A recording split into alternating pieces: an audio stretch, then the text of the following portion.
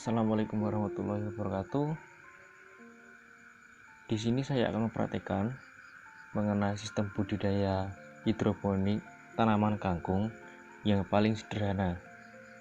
Buat teman-teman yang belum pernah merasakan bagaimana caranya budidaya kangkung dengan sistem hidroponik, bisa meniru sistem yang saya praktekkan untuk nanti teman-teman bisa aplikasikan sendiri di rumah, karena barang-barangnya pun yang digunakan juga sangat sederhana dan mudah banget buat teman-teman untuk bisa dapatkan di rumah sendiri, dan tentunya harganya pun sangat terjangkau.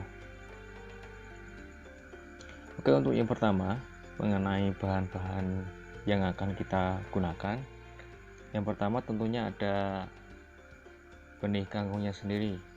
Nah, di sini saya menggunakan benih kangkung seperti ini. Ini saya dapatkan di toko pertanian, harganya Rp5.000. Tetapi saya sarankan teman-teman, apabila ingin mendapatkan hasil yang lebih baik, teman-teman bisa membeli benih kangkung yang lebih baik dengan harga yang di atasnya lebih dari itu. Nah, kemudian ada ceting atau biasa ada nasi seperti ini, plastik, bisa didapatkan mungkin sekitar 1.500 sampai 2.000 di pasar. Nah, kemudian ada ember. Di sini ada sebagai tempat wadahnya, teman-teman juga bisa menggunakan baskom. Yang penting nanti cetingnya itu bisa masuk ke tempat wadahnya. Nah, kemudian ada tisu. Di sini saya gunakan tisu biasa, tisu wajah biasa. Nanti gunanya untuk mengalasi kangkungnya. Nah, untuk langkah yang pertama, teman-teman merendam kangkungnya terlebih dahulu. Nah, fungsinya untuk apa? Yang pertama bisa untuk mengecek, untuk biasanya kangkung yang mengambang itu kemungkinan besar produktivitasnya atau pertumbuhannya itu tidak maksimal. Jadi kita bisa membuang, kita tidak gunakan benih kangkung yang mengambang itu. Nah, perendaman ini kurang lebih kita lakukan selama 4 jam supaya nanti juga merangsang pertumbuhan kecambah dari kangkung.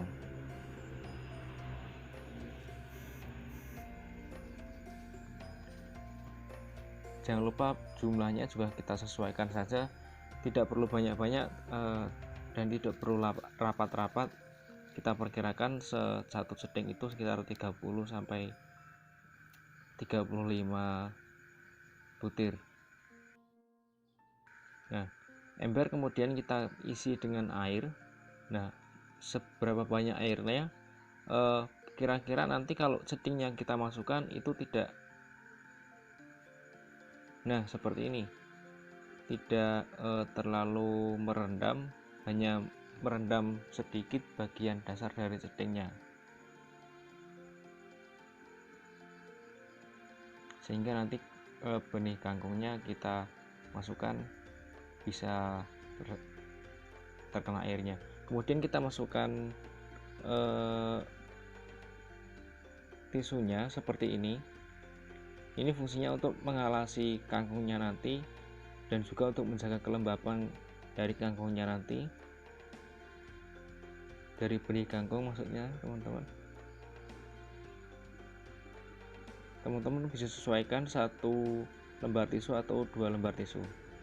Nah, kangkung yang sudah kita rendam tadi kemudian kita taburkan secara merata. Usahakan teman-teman kalau menaburkan jangan sampai ada yang bertumpuk. Kenapa? Karena nanti kalau berkecambah dan tumbuh, nanti akan berebutan tempat dengan kangkung yang lainnya, akarnya akan berebutan tempat sehingga bisa dimungkinkan untuk nutrisinya tidak maksimal, sehingga takutnya nanti terhambat pertumbuhannya. Kita taburkan sampai merata seperti ini.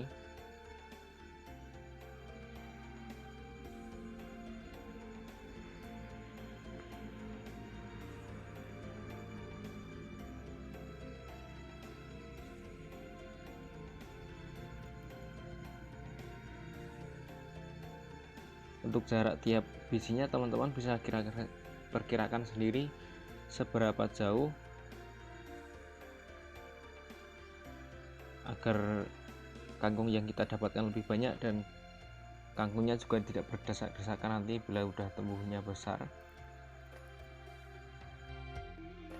Oke, setelah penaburan kangkung di embernya selesai, kita pindahkan embernya ke tempat yang tidak terkena sinar matahari secara langsung. Kemudian selama seminggu teman-teman cek untuk jumlah airnya.